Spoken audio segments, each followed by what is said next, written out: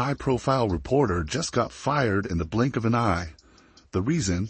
Making shocking comments about Caitlin Clark's stalker situation that left the entire sports world furious. While Clark was dealing with a dangerous stalker who drove across states to find her, this reporter had the nerve to demand something unthinkable. Stick around. This story will make your blood boil. Do it look like two reporters is under fire for their comments about Caitlin Clark's stalker situation? Let's dive deep into this disturbing situation that's been making headlines.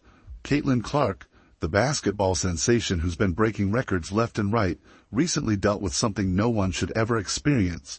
A stalker who drove all the way from Texas to Indiana to harass her. Before we get into the reporter drama, let me paint you a picture of just how serious this situation was. This stalker wasn't just sending a few messages. We're talking about hundreds of obsessive tweets. He would spam Clark's social media repeatedly, posting things like, "We are in love," and "You're super smart." The level of harassment was so intense that X, formerly Twitter, had to step in and take down his account. Looking at the evidence that's come to light, it's clear this wasn't just your typical overzealous fan. The police reports show a pattern of escalating behavior that started on social media, but quickly turned into something much more sinister. This guy wasn't just content with online harassment. He actually packed up his car and drove across multiple states to find Clark. Now, Clark did exactly what experts recommend. She reported this to the police immediately. She didn't wait around. She didn't stay quiet. She took action. And guess what? It worked. The authorities arrested the guy from Texas who was behind all this harassment.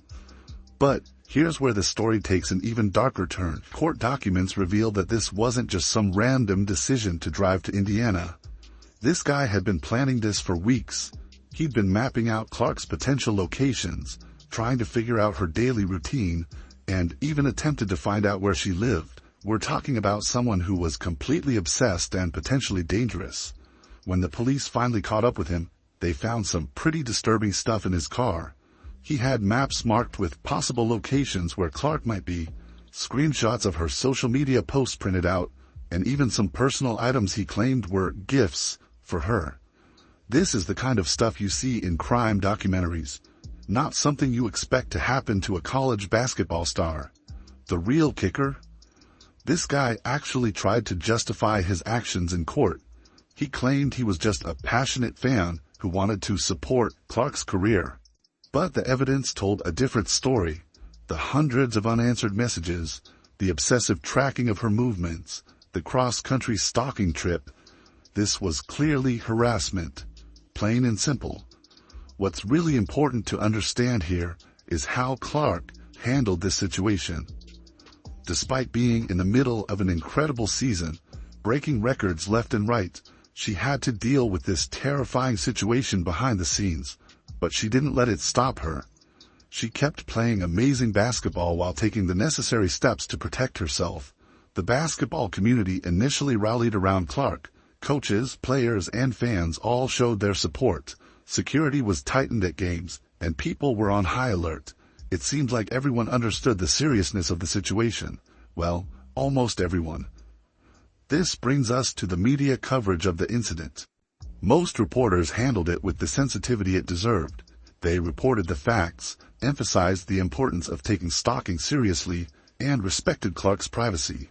But then we had this NBC reporter, Natalie Esquire. During what should have been a straightforward discussion about stalking and athlete safety, Esquire made comments that left her co-hosts and viewers stunned. Instead of focusing on the seriousness of stalking or praising Clark for handling the situation properly, she suggested that Clark should speak publicly about her experience. Now, let's break down why this comment was so problematic. First off, we're talking about an ongoing legal case. Any lawyer would tell you that victims should be careful about making public statements during active investigations. But more importantly, no victim of stalking should ever be pressured to share their trauma with the public.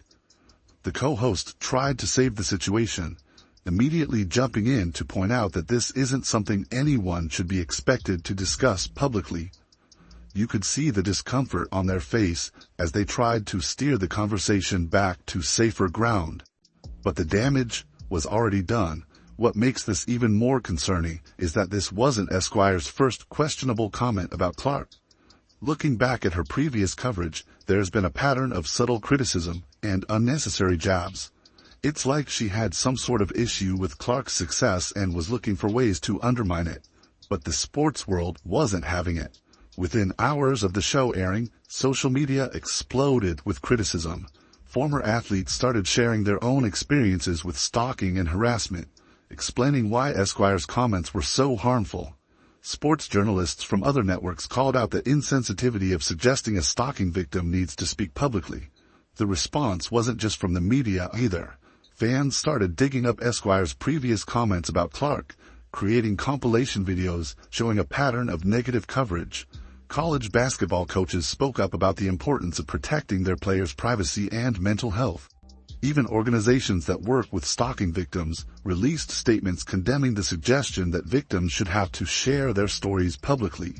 This whole situation opened up a larger conversation about how female athletes are treated in the media. It's not just about the stalking incident, it's about the expectations placed on women in sports. They're expected to be incredible athletes, perfect role models, and now, apparently, they're supposed to share their traumatic experiences for public consumption. The backlash continued to grow as more people watched the clip and realized just how inappropriate the comments were. Parents of young athletes spoke up about their concerns. They pointed out how comments like these might discourage young women from reporting stalking or harassment, fearing they'll be pressured to talk about it publicly. NBC couldn't ignore the growing outrage. Their social media channels were flooded with angry comments, and sports journalists from other networks were calling for action. Within 48 hours of the show airing, NBC made their decision. Esquire was fired. They released a statement saying they take the safety and privacy of athletes seriously, and comments suggesting victims should speak publicly about their trauma don't align with their values. But this story goes deeper than just one reporter losing their job. Look at the court transcripts from the stalker's arraignment. This guy showed up thinking what he did was somehow romantic. He actually told the judge he was trying to support her career. The delusion is mind-blowing. He had over 5,000 tweets directed at Clark in just 2 months. That's nearly 100 tweets a day. Let me break down some of these messages for you, and trust me, they get creepy real fast. This guy would watch every single game and tweet about every move Clark made on the court, but it wasn't just basketball commentary. He'd talk about her hair, her expressions, even try to guess what she was thinking. He created this whole fantasy relationship in his head. The police investigation revealed he'd even made multiple fake accounts to try to interact with Clark after she blocked his main account. He'd used these accounts to comment on her posts, trying to make it seem like different people were all saying the same things about her. It was a coordinated harassment campaign by one seriously obsessed individual. Now, get this. During his arrest, they found a notebook in his car. Pages and pages of writings about Clark. He'd collected every newspaper article, every stat, every social media post he could find. He had her game schedule mapped out for the entire season, with notes about potential places she might visit in each city. This isn't just crossing a line, this is jumping over it and sprinting into dangerous territory. And what does our fired NBC reporter think Clark should do? Share this traumatic experience publicly. Talk about the fear of knowing someone is obsessively tracking your every move. Explain how it feels to need extra security at games because someone drove across the country to stalk you. The suggestion is not just tone deaf, it's potentially dangerous. Here's something many people don't realize. When stalking victims speak publicly about their experiences, it can sometimes encourage their stalkers. These individuals often see any acknowledgement, even negative attention, as a form of connection. Mental health experts who reviewed this case said the stalker was already showing signs of this behavior, interpreting any mention of his actions as proof of a relationship. The court documents show this guy had already tried to contact Clark's family members, teammates, and even her coaches. He'd send long messages explaining his connection with Clark, trying to convince them to help him meet her. When they blocked him, he'd create new accounts and try again. This is the kind of obsessive behavior that escalates and publicity can make it worse. And yet, Esquire thought it would be a good idea for Clark to speak publicly about this. The same Clark who was trying to focus on leading her team, breaking records, and preparing for the WNBA draft. The same Clark who handled this whole situation exactly right by reporting it to authorities and letting them handle it. Let's talk about how Clark actually dealt with this situation, because it's pretty impressive. While all this was happening behind the scenes, she kept playing at an elite level. She didn't let this creep steal her joy or derail her success. She took the necessary legal steps to protect herself and trusted the system to work. The security footage from the arena where they finally caught this guy is pretty chilling. He had actually managed to get into the building during a practice session. Thankfully, security was already on high alert thanks to Clark's report, and they spotted him before he could get anywhere near her. They found zip ties and duct tape in his car. I'll let you connect those dots yourself. When the news of his arrest broke, most media outlets handled it responsibly. They reported the basic facts, emphasized the importance of taking stalking seriously, and respected Clark's privacy. They focused on the broader issue of athlete safety and the increasing challenges female athletes face with obsessive fans in the social media age.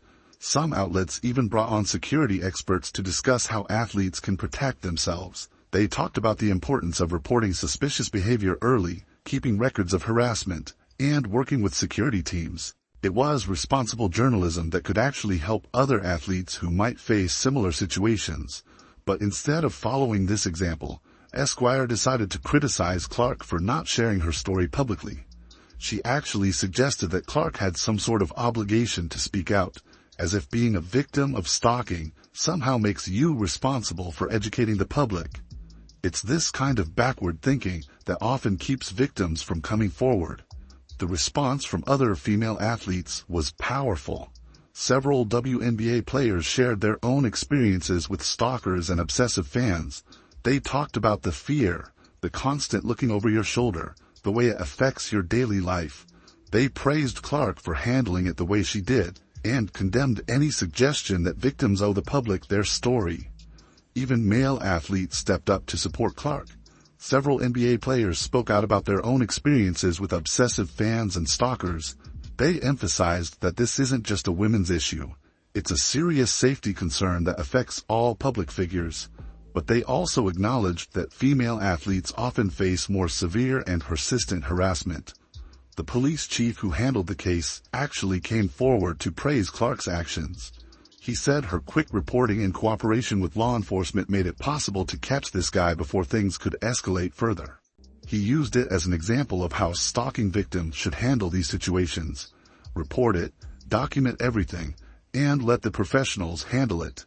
But perhaps the most powerful response came from stalking prevention organizations. They were furious about Esquire's comments. They pointed out how suggesting victims should speak publicly about their experiences can actually put them in more danger. They explained how stalkers often use media coverage to fuel their obsessions, turning any public statement into proof of their imagined relationship. In the end, this whole situation exposed a bigger problem in sports media. There's this tendency to treat athletes like public property, as if being good at sports somehow means you owe the world every detail of your personal life. It's even worse for female athletes, who often face excessive scrutiny and unrealistic expectations both on and off the court. NBC's decision to fire Esquire sends a clear message. Suggesting that victims of stalking have some obligation to share their trauma publicly is not acceptable. It's a reminder that just because someone is a public figure doesn't mean they owe us their private pain. Clark's story isn't about what she should say about her stalker. It's about how she protected herself and kept achieving, despite this terrifying situation.